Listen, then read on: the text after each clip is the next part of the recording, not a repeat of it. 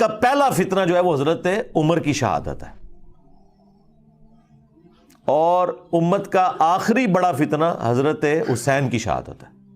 ہاں، لیکن یہ جتنے ناصبی ہیں یا ناصبی نواز ہیں یا متاثرین ناصبیت ہیں، وہ کہتے ہیں پہلا فتنہ حضرت عثمان کی شہادت ہے اور آخری فتنہ واقعہ کربلا ہے، کیونکہ اگر آپ وہاں سے سٹارٹ کرتے ہیں پھر آپ کو بات نہیں سمجھ آئے گی۔ وہ مولانا ساق صاحب کہتے ہیں پیچھے ٹرو، پیچھے، تو پچھو ٹرنا پڑے گا، تو وہ پیچھے آپ جائیں گے تو پھر یہ چیزیں ہیں۔ اسی لیے میں نے ایک ویڈیو بھی ریکارڈ ہوئی بھی ہے، حضرت عثمان شہید کیوں ہوئے، اس میں اور بھی کافی ساری احادیث ہیں۔ اب میں اس پہ بولوں فی البدی تو آدھا گھنٹہ 1 گھنٹہ اور لگ جائے گا، چونکہ وہ سوال آپ نے پہلا ایسا رکھا ہے، آج چونکہ اسپیشل کوئی کوشچن بھی نہیں تھا تو میں نے کہا اسے اسپیشل بناؤں اور اس پہ میں تھوڑا بولوں کہ تاکہ آپ کو آئیڈیا ہو۔ اور یہ حضرت عثمان کی جو شفقت والا ایلیمنٹ ہے نا، یہ صحابہ کو پہلے سے پتہ تھا کہ ان کے اندر یہ موجود ہے، جو آپ نے لکھ کے بھیجا نا کہ وہ مروان کو واپس بلا لیا، بالکل یہ المعجم الکبیر طبرانی میں موجود ہے۔ مروان کا والد جو تھا حکم، یہ رسول اللہ کی نقلیں اتارا کرتا تھا، ان دونوں باپ بیٹا کو حضور نے مدینہ بدر کر دیا۔ حضرت ابوبکر کے دور میں حضرت عثمان نے بڑی کوشش کی کہ واپس آ جائے، تو حضرت ابوبکر نے کہا جو گرا رسول اللہ نے لگائی ہے وہ میں نہیں کھول سکتا، تو حضرت عمر نے بھی نہیں واپس آنے دیا۔ حضرت عثمان جب خلیفہ بنے تو وہ واپس لے آئے۔ بس وہ اس پہ ہی میں جملہ بولتا ہوں کہ ہتھاں نال لائیاں ہوئی ہیں پھر دنداں نال کھولنیاں پیندیاں نے، جو گرا آپ ہاتھ سے لگاتے ہیں پھر وہ دانتوں سے کھلتی ہے۔ وہی مروان حضرت عثمان کی شہادت کا سبب بھی بن گیا، جسے حضرت ابوبکر عمر نے بھی حضور کی وجہ سے انٹر نہیں ہونے دیا تھا مدینے میں، اپنی بیٹی بھی دے دی، اسے داماد بنا لیا، اپنی طرح سے تو نیکی کی کہ شاید یہ انسان کا بچہ بن جائے۔ اور یہ پورے اخلاص کے ساتھ سیدنا عثمان نے کیا، کوئی بدنیتی نہیں تھی۔ دیکھیں ایک بندے کا پورا ٹریک ریکارڈ ہے جس کی پوری زندگی قربانیوں سے عبارت ہو، کسی ایک خاص موقع پہ جا کے وہ کچھ مس ہینڈلنگ کر دے، یہ امپلائیڈ ہوتا ہے کہ وہ مس ہینڈلنگ کو آپ نے اس کی پوری زندگی کے کریکٹر میں سمجھنا ہے، نہ کہ یہ کہ اس ایک مس ہینڈلنگ کی بنیاد پہ آپ اس کی اسلام کے لیے خدمات کو 0 سے ملٹیپلائی کرتے ہیں۔ یہ رافضی کرتے ہیں کہ وہ حضرت عثمان کے چند ڈیسیژنز کو لے کے ان کی پوری زندگی کو اس سے 0 سے ملٹیپلائی کرتے ہیں۔ ہم پوری قربانیاں ان کی دیکھتے ہوئے یہاں پہ مس ہینڈلنگ کو سمجھتے ہیں کہ یہ ان کی شفقت کا ایک ایلیمنٹ تھا، اور میں اس کو پرسنلی خود سمجھ سکتا ہوں، میرے اندر بھی یہ والا ایلیمنٹ ہے کہ میں ٹالریٹ بہت زیادہ کرتا ہوں، اس کی وجہ سے بعض اوقات اپنے سٹوڈنٹس کی گالیاں بھی کھانی پڑتی ہیں، لیکن میری کوشش ہوتی ہے اگر کسی کو ڈھیل دی ہے نا، این ممکن ہے کہ وہ پلٹ آئے اگر اس کے اندر کوئی آپ سمجھ لیں حق کا مادہ موجود ہے، لیکن اس کے باوجود اگر وہ بار بار اس طرح کی وہ ایکٹیویٹی پرفارم کرے، پھر میں ظاہر ہے کہ صرف نظر نہیں کرتا، پھر میں حضرت عمر کی طرح سخت ہو جاتا ہوں۔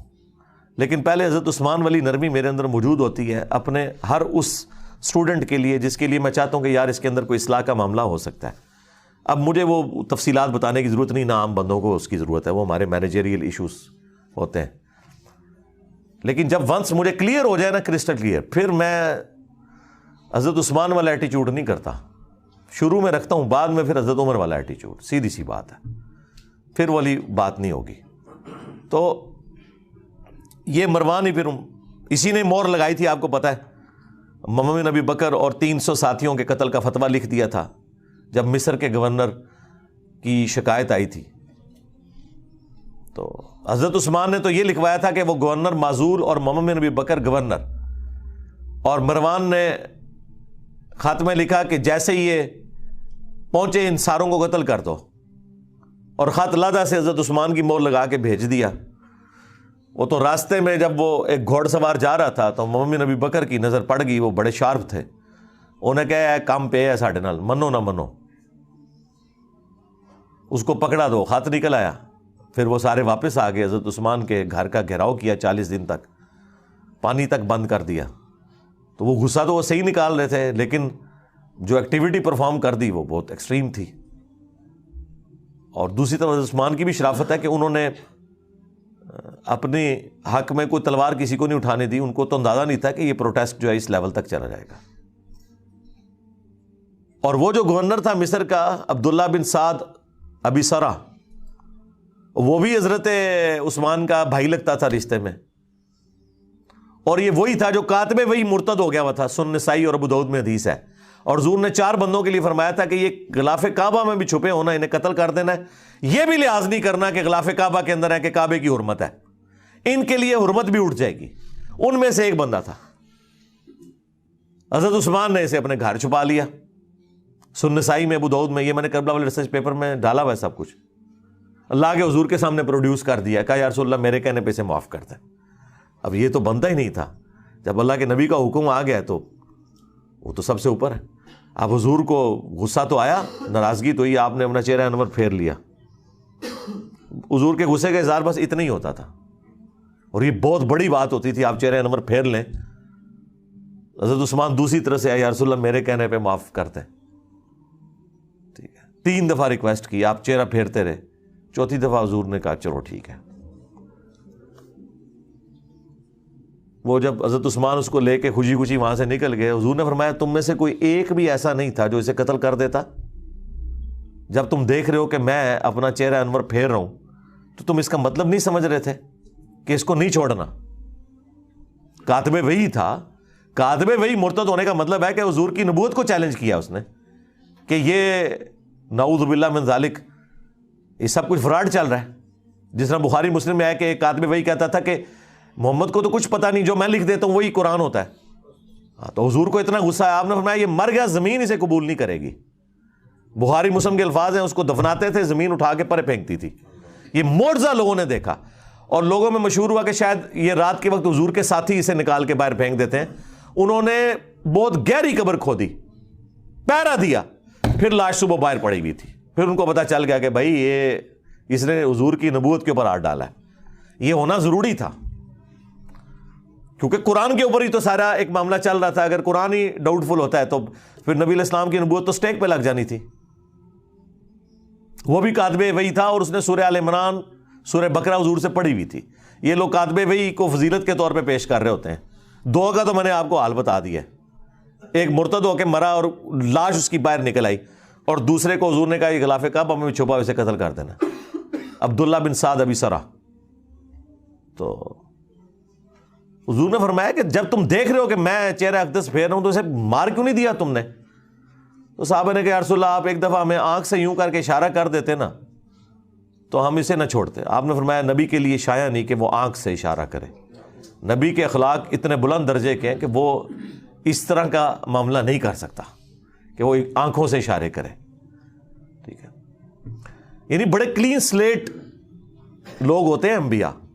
ان کے اندر مکاری، چلاکی، ہوشیاری، عقل مندی ہوتی ہے، لیکن یہ والی حرکتیں نہیں ہوتی ہیں کیونکہ ان کے سٹیٹس کا تقاضا ہے.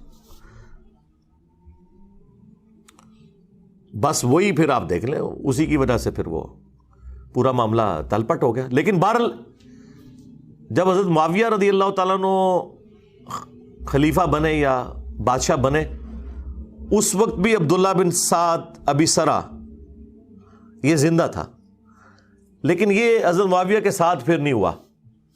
اللہ نے اس کی کوئی نیکی قبول کر لی. آخری زندگی اس کی بڑی اچھی گزری ہے. یہ اس کو پوری گیم سمجھ آ گئی تھی کہ یہ سارے کا سارا جال جو بنا گیا ہے نا، یہ بنو امیہ نے حکومت کے لیے کیا ہے. تو یہ پھر گمنامی میں پھر مرا ہے، یہ سب کچھ چھوڑ کے چلا گیا تھا.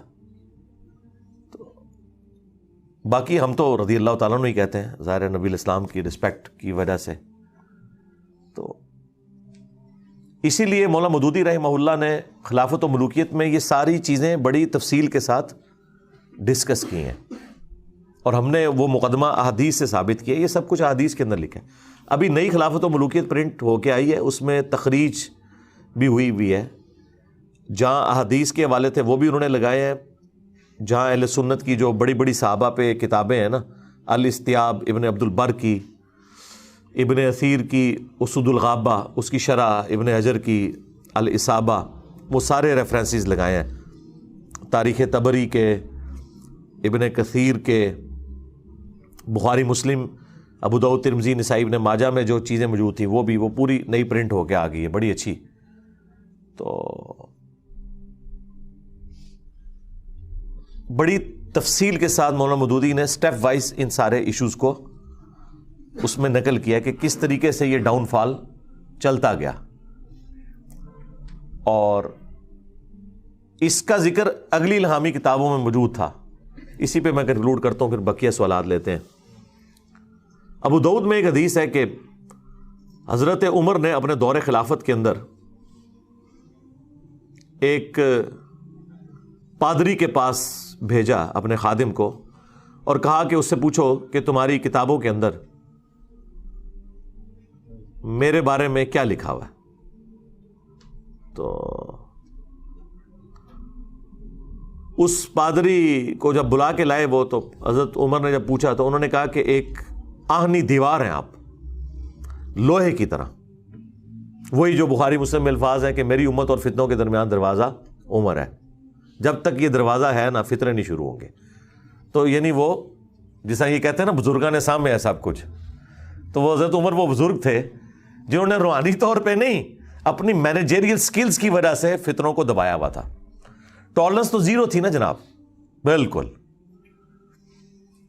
تو آپ نے فرمایا میرے بعد جو خلیفہ بنے گا اس کے بارے میں تمہاری کتابوں میں کیا ہے. تو اس پادری نے کہا کہ بڑا نیک خلیفہ ہوگا سوائے ایک چیز کے کہ وہ اپنے رشتہ داروں کو نوازے گا، یعنی یہ اس کے اندر ایک کمزوری ہوگی. حضرت عمر کی زبان سے فی البدی یہ الفاظ نکل گئے، خدا عثمان پر رحم کرے. ہمارے عثمان بھائی بھی جب کوئی اس طرح کی حرکت کرے تو میں کہتا ہوں خدا عثمان پہ رحم کرے. ان کو سمجھ آ جاتی ہے کہ میں کیا کہہ رہا ہوں. تو بعض لوگ کہتے ہیں یہ حضرت عمر کا علم غیب تھا. وہ علم غیب نہیں تھا، ان کے دماغ میں ایک پلان تھا کہ میں 6 بندوں کو کمیٹی کی شکل میں رکھوں گا. ان میں حضرت عثمان بھی تھے، ظاہر ہے، بخاری کے الفاظ ہیں، مسلم میں بھی یہ حدیث موجود ہے. بخاری میں تو نام ہے علی، عثمان، طلحہ، زبیر، عبد الرحمن بن عوف اور سعد بن ابی وقاص کہ نبی علیہ السلام اپنی وفات تک ان سے راضی رہے. وہ عشرۃ مبشرۃ میں سے یہ 6 بندے بچے ہوئے تھے. ایک 7ویں بھی تھے سعید ابن زید، چونکہ وہ بہنوئی تھے اس لیے حضرت عمر نے ان کا نام ذکر نہیں کیا کہ میرے ساتھ رشتہ داری ہے تو اس کو تو میں نکالوں گا. ورنہ آپ نے کرائٹیریا یہ بنایا کہ ان سے رسول اللہ اپنی وفات تک راضی تھے. یہ وہ 10 صحابہ جنہیں جنت کی بشارت ملی، ان میں سے وہ 6 اس وقت زندہ تھے، 7ویں زندہ تھے لیکن وہ رشتہ داری کی وجہ سے ان کو چھوڑ دیا. اور مسلم میں تو الفاظ ہیں کہ حضرت عمر نے خواب دیکھا تھا، ایک مرغے نے انہیں خواب میں ٹھونگ ماری ہے آخری حج کے موقع پہ. انہوں نے کہا مجھے لگتا ہے کہ اب میں نہیں بچوں گا. تو پھر انہوں نے خطبہ دیا، انہوں نے کہا کہ اگر میں اچانک مار دیا جاؤں نا تو تم نے 6 بندوں کے سوا کسی کو خلیفہ نہیں چننا.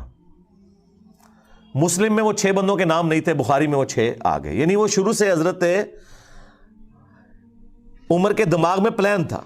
بخاری میں تو ہے کہ زخم لگا اور جب ڈاکٹر نے کہا آپ نہیں بچیں گے تب 6 بندوں کے نام لیے. لیکن مسلم میں تو آپ بالکل ٹھیک تھے، حج کے موقع پہ بھی آپ نے جب خواب دیکھا تو اس وقت بھی کہا کہ 6 بندے، اور صحابہ کو پتا تھا وہ کن 6 بندوں کا کہہ رہے ہیں. تو وہ حضرت عمر کے پلان میں تھے 6 بندے.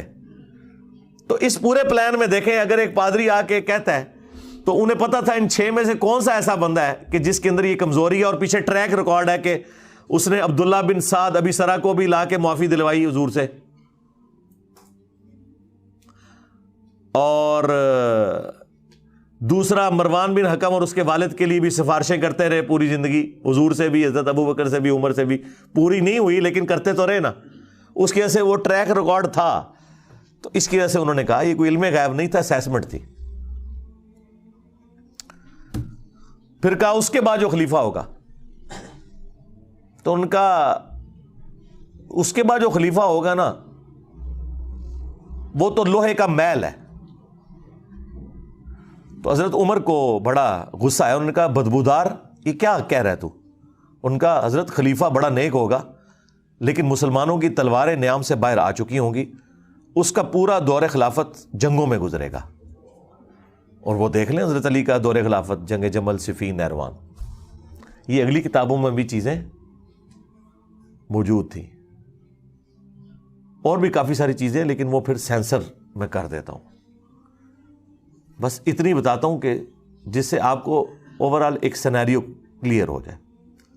لیکن ہم نہ رافضیوں کی طرح نعوذ باللہ حضرت عثمان غنی رضی اللہ تعالیٰ عنہ کے بارے میں کوئی ایسا تان کریں جو اوورآل ان کے کریکٹر کو ملائن کرے. انسانی کمزوری ہے, کسی کے اندر بھی ہو سکتی ہے, ہر انسان کے اندر کوئی نہ کوئی کمزوری موجود ہوتی ہے, لیکن وہ زیرو سے ملٹیپلائی نہیں ہوتا.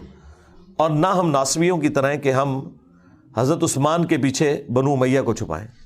حضرت عثمان یا عمر بن عبدالعزیز یہ بنو امیہ میں ویسے ہی ہیں جیسے آل فرعون میں موسیٰ, اس اعتبار سے کہ اس خاندان میں ہوتے ہوئے بھی یہ بڑے العزم لوگ ہیں جن کی اسلام کے لیے خدمات ہیں, اور ان کی خدمات کی وجہ سے جن باقی لوگوں نے اسلام کو نقصان پہنچایا یا خلافت کو نقصان پہنچایا وہ اس کے پیچھے چھپ نہیں سکتے. یہ دو ایکسٹریمز ہو جاتی ہیں. باقی میری تفصیلی ویڈیوز موجود ہیں, اور ریٹن میں بھی میں نے کربلا والے ریسرچ پیپر میں 200 احادیث ان تمام ٹاپکس پہ سیدنا عمر کی شہادت سے لے کے کربلا تک وہ جمع کیے ہیں. وہ ہر ایک بھائی کو ریسرچ پیپر اور بقیہ کے 8 ریسرچ پیپر اور 3 اذکار کارڈ, یہ 12 کا پیکیج ہم فری دیتے ہیں لیکچر کے اینڈ کے اوپر.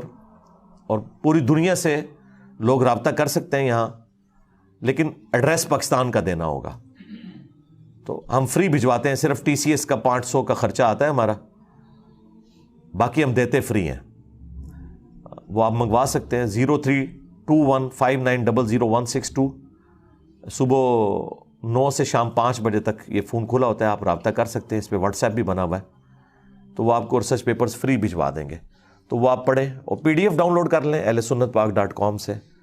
اور یہ تو ماشاءاللہ ریسرچ پیپر عربی میں بھی ہے, اردو میں بھی, انگلش میں بھی, ہندی میں بھی, بنگلہ زبان کے اندر بھی ہے اللہ کے فضل سے, فارسی کے اندر بھی ہے. تو جس زبان میں کو پڑھنا چاہتا ہے وہ پڑھے. اس میں میں نے پوری ترتیب کے ساتھ, اور ایک حدیث بھی کوئی ایسی نہیں ہے جسے کسی محدث نے صحیح نہ کہا ہو. یہ ہو سکتا ہے کہ کچھ احادیث ایسی ہیں جن کو شیخ البانی صحیح کہتے ہیں اور شیخ زبیر صاحب اسے ضعیف سمجھتے ہیں, کچھ کو شیخ زبیر صاحب صحیح کہتے ہیں اور البانی صاحب ضعیف سمجھتے ہیں, کچھ احادیث کو امام ذہبی صحیح سمجھتے ہیں, کوئی اور ضعیف کہہ دیتا ہے, کچھ کو امام حاکم صحیح سمجھتے ہیں, امام ذہبی ضعیف سمجھتے ہیں. لیکن تحقیق میں نے ساتھ لکھی ہوئی ہے